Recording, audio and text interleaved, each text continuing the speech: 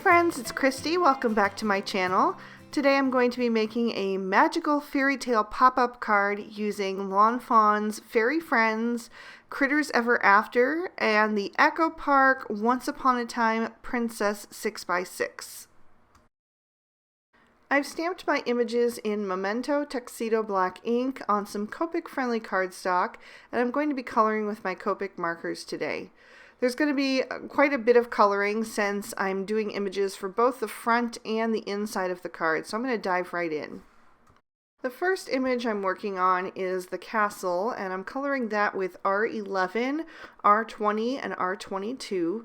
I'm starting with that R22 and laying in some shadows. I'm shading from the bottom edge and then under those turrets as well. Then I'm coming in with the R20 and blending that out a little bit. I'm going to soften up the edge of that so that the blend will be nice and smooth, and just bring that color towards the center. And once I have that, I can come in with that R11 and finish up the rest of the building. I thought that the pink castle would be something a little different, and I'm actually pulling the color combination I'm using for the castle directly from the pattern paper that I'll be using on the front of today's card. You're going to see me repeat the same color combinations in different areas on images throughout the card, and I like to do this because I just think it gives the whole card a very balanced and harmonious feel to have the same colors pop up in different areas. So I'm going to color the unicorn's mane and tail with that same pink combination, and then I'm going to move on and do one of the fairy dresses as well. For smaller areas like this, I tend to color darkest to lightest. I just think it saves time, and the colors seem to blend very well in these small areas. On larger images, sometimes I do start with a wash of my lightest color first just to get the paper saturated and the inks flowing on the page, but in these smaller areas, they tend to just flow on their own and don't really need the extra help. I wanted to have one combination on this card that is going to tie everything together, so I decided to do a gold combo. I'm using Y32 and Y26, and this is going to appear on every single image on the card, and it's going to make everything look really cohesive. So I'm starting with that Y26 as the darker shade and blending up with the Y32. And then I went back with that Y26 to just darken the roofs on those turrets up a bit. I'm also going to use those same two shades to color in the door. Again, starting with that Y26 at the bottom and then blending upward with the Y32.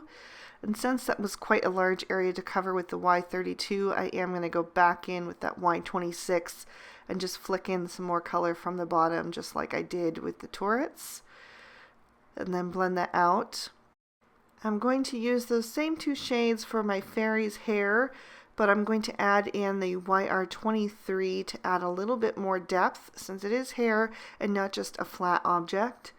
So I started with the YR23 and then I'm blending that out with the Y32, and then I'm going to come in with my Y26 and add just a few flicks of that and blend back with the Y32 once again.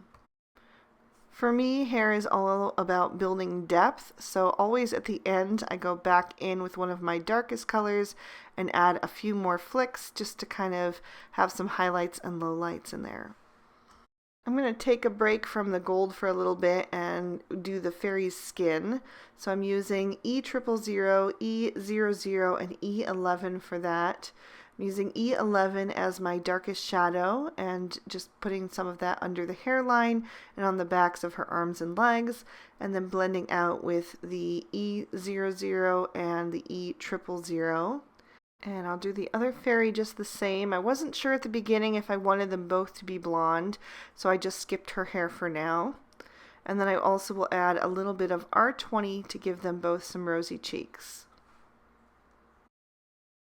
The next color combo that I'm introducing is BG10, BG11, and BG13. And I'm going to start with the flags on my castle. blending with the BG13 towards the left and then blending out with the lighter colors towards the right. I'm going to add a bit more of the BG13 in there, and then I'll also use that shade to color in the little windowsills. They're super tiny, so just one shade will do it. And then I'm also going to use that same combination on the second fairy's dress, starting with the BG13 towards the right, so I'm shading down her back, and then blending out with the BG11 and saving the BG10 for the front of her dress for the highlight. And then blending a little bit more of that BG13 on just to give it a little more depth. I knew that she was going to be up in the sky on a blue sky, and so I wanted to make sure her dress would have enough contrast. I'll add a little BG10 to the inside of the windows just to give those a pop of color as well.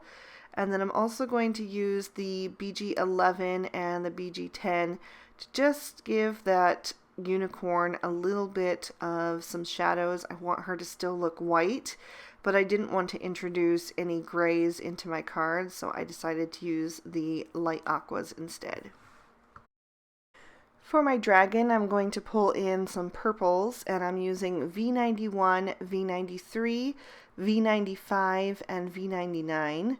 I'm starting with the V99 and laying in my shadows. I want there to be a lot of contrast and a little bit more of a kind of dull color on her. Since she is a dragon, I thought it would just be nice to go a little darker. And these V90s are perfect for that because they are very muted. So I'm laying in all of the areas that I want to have that contrast, and then I will begin to blend that out with the V95. There is quite a bit of difference between the V95 and the V99, but they are right next to each other on the Copic color chart, so there's no color in between. So you just have to work a little bit to get them to blend nicely, but it's not too difficult. You just have to kind of scrub over the edge of that V99 a bit and get it to really soften up. I was leaving the wings alone at this point because I thought I might like to do them the same color as the belly, but I end up deciding to do those purple as well. But before I do that, I'm going to blend out the V95 with the V93, and these blend very well, so it's real easy to just color over the edge quickly and then smooth everything out with the V91 as my highlight. And here is where I decided to go back in and do the wings purple as well. I thought it would be too hard to try to get the purple to blend with the gold that I'm going to do down her belly. I thought it might make kind of a brown muddy color, so I just decided to do that in the purple. And I forgot to do her muzzle with the V91, so I'll just go back and do that and make sure that I have a really nice blend on that highlighted area. As I mentioned, I'm going to do the dragon's belly and also her horns and spikes with that gold combination. So I brought back in all three shades, including the Y23 that I used on the fairy's hair, just to give it a little bit more of a richer tone since this is an animal and not just a flat surface like on the castle. So I'm just blending those out with the Y23 first, and then the Y26 is my mid-tone, and the Y32 is going to be my highlight. And you can see that I did color some other elements with this gold combo off screen, like the unicorn's horn and the fairy wands, the other fairy's hair, and the crown. I just didn't want the video to get too long. But moving on to our frog, I'm using G20, G21, and G24 for him, starting with the G24 for my shadows and blending out with the G21. And then I will use that G20 for the highlight, just smoothing everything out. I like to keep faces nice and light so you can really see the features stand out. I let that dry for a few seconds and then went back in with my G24 to add a little dot detail to give him some texture, and I did do the same to the dragon off screen. For the flame, I'm using YR23 and YR04. I wanted to keep a little bit of that gold tone in there to keep it consistent with the rest of the images. So that's why I did bring in that YR23, and I needed a third shade, so I brought back the Y32. And to finish off the tops of my fairy wands, I'm using R22 for one and BG13 for the other. And I'll also use the BG13 to dot in some color on the tops of my crown, and then I'll just trim these out with the matching dies. I've used the stitched circle stackables and the stitched hillside borders to cut out my focal panel. Before I do any assembly, I want to stamp my sentiment, so I'm just going to pop that in my MISTI, and I'm stamping it in Noble Fur ink from Lawn Fawn. And because this ink does dry back a bit, I'm going to stamp that out twice to make sure I get a nice bold impression. I also need to stamp my sentiment for my pop-up on the inside, and I'm using that same Noble Fur ink for that one.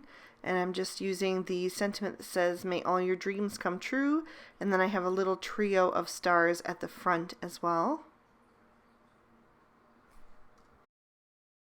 To assemble my focal panel, I'm going to take some liquid glue and add that to the back of the grassy border, and then I can line that up at the bottom edge there. Just make sure I have it nice and straight and press that into place. I'm going to add a small cloud from the Spring Showers die set to help set my scene, and then I can add my little frog, and I will also add the crown to the top of his head to make him the Frog Prince, to keep with my fairy tale theme. Then I'm going to take one of my fairies and I'm going to add her to the sky, just a little above the ground there, kind of overlapping the cloud to give the scene some depth. And then I'll dab a little bit of glue into her hand so that I can add the fairy wand. Then I'll set that aside and work on the front of my card. So I've got that castle print that I mentioned. It's got 3 different colors of castles on it, but the pink one was the one that inspired my pink castle. So I'm going to smooth that down in place to cover the entire front of the card, which is just an A2 standard size. It is 4 1/4 tall by 5 1/2 wide. Then I've got some little scalloped borders that I cut with the Lawn Fawn stitched scalloped border dies. I did 2 of those with the smallest scallop in that trio. And I'm going to add that little purple polka dot to the top and bottom of this text print. Just adding a little bead of glue to the outside edge and then using the grid lines on my work surface to just line it up nice and straight. Then I can flip that over and add a little more liquid glue to the back of that, and then I'm going to line that up on my card base. I'm going to do it just a little low of center. Then I'm going to grab the scallop circle that is going to go behind my focal panel. I'm going to end up popping this up with foam tape, but I don't want that to get in the way of the assembly of the inside of the card, so I'm going to set this aside to dry after I adhere the focal panel. So I've die cut my hillside mechanism from the pop-up die, and I've added 2 strips of score tape to the bottom, and I also added it to the top tabs. So I'm going to fold on that score line and line that up with the center of my card and press that down into place. Then I'm going to fold in the hill on the right. So you can see it's kind of tucked behind there. And then I'm going to fold down those flaps and then fold down the front of my card so it grabs that adhesive. And it really is that easy. These cards are a little bit time consuming to make, I would say, depending on how much you want to decorate. I tend to go all out, but they are super easy to make. So definitely if you are interested in trying these dies out, they are totally worth it. So now I'm going to start to embellish my scene here. I've added my cloud right behind that hillside on the left, just sitting right on top of the pop-up tab there, but when the hill is popped up, it looks like it's right in front of it. I'm also going to add 2 more clouds from the Spring Showers die set to just fill out my scene and give that depth that we did on the focal panel as well. I'll add my fairy into the sky overlapping those clouds to mimic the front of the card. And I'll add a little dot of glue to her hand and give her the other fairy wand. I adhered the stone pathway leading up to the castle, and I thought that looked super cute, but I quickly realized that my dragon needed to go there. There was not going to be any room for that stone pathway, so I had to take it off for today's card, but can use that idea again in the future. I'm going to take a glue dot, a mini glue dot, and roll that up and use that to adhere the flame coming out of my dragon's mouth. And then I can adhere the dragon to my scene with a little liquid glue. I'm just gluing it down on the bottom part of the dragon. I have no adhesive at the top at all because I don't want anything keeping my card from opening back up once it's closed. I'm also going to do the same thing with my unicorn, just adding the glue to the back of her legs and then being really careful to stand her up. If you didn't want to use liquid glue, you could also use score tape or glue dots or something like that to adhere your images. But the liquid glue works just fine as long as you're careful where you put it. So now that my scene on the inside is complete, I can add my focal panel to the front of my card, and I did add some foam tape to the back of that. So I'm just lining that up in the center and then pressing that down into place. And that is going to complete our card for today. I thought about adding some stickles, but I didn't want to wait for it to dry before I could play with it. Plus my kids were kind of waiting on the sidelines to play with it, so I didn't want it to get messed up, but I may still add them after the fact. But anyway, I hope you guys enjoyed today's video. I think these pop-up cards are so much fun to make and definitely to receive. So if you've got this die, go ahead and dig it out and create a pop-up card for someone that you love. If you enjoyed today's video, please be sure to give it a big thumbs up and subscribe to my channel if you haven't already. I would love to have you. Here's 2 extra videos you may also enjoy, so hopefully those will tide you over until my next one. Until then, I hope you all have an amazing day. Bye-bye.